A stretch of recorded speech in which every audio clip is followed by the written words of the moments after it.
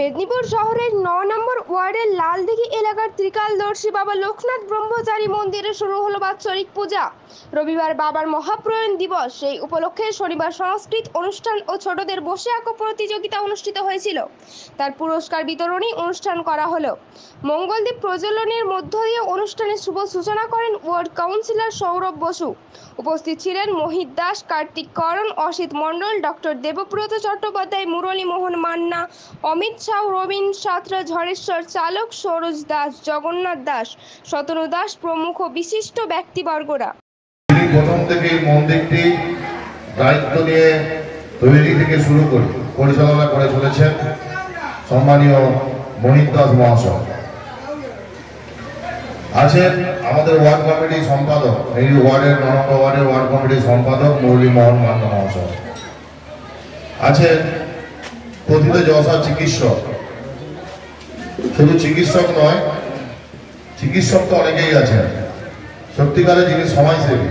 রাতে বিরতি যখন যেটা সরোজ বলছিল, আমাদের এলাকার কেউ মারা গেল বা কারোর চিকিৎসার প্রয়োজন, ফোন করলেই যিনি সাহায্য সহযোগিতা হাত বাড়িয়ে দেন, সেই ডাক্তার দেবব্রত চ্যাটার্জি উপস্থিত আছেন। আছেন আমাদের ধর্মা হরি মন্দির যে উন্নয়ন কমিটি, সেই কমিটির সম্পাদক অমিত শাহ মহাশয়। আছেন সরোজ দাস মহাশয়। আছেন কন্ডেলগোড়া চিরবর্তী ক্লাবের সম্মানীয় সভাপতি বিশিষ্ট সমাজসেবী জগন্নাথ দাস মহাশয়, কার্তিক করণ মহাশয়। আছেন বিশিষ্ট ক্রীড়াবিদ অসিত মণ্ডল মহাশয়। আছেন রবীন সাঁতরা আমার বন্ধু।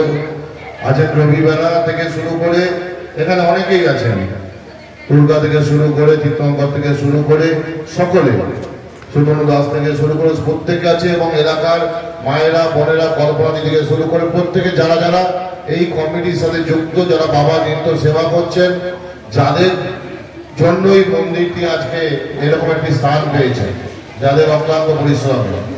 আমি সমস্ত এলাকাবাসী লালদিঘি অন্যান্য সাংস্কৃতিক অনুষ্ঠান হয়েছে, তার পুরস্কার বিতরণী একটু আগে হলো।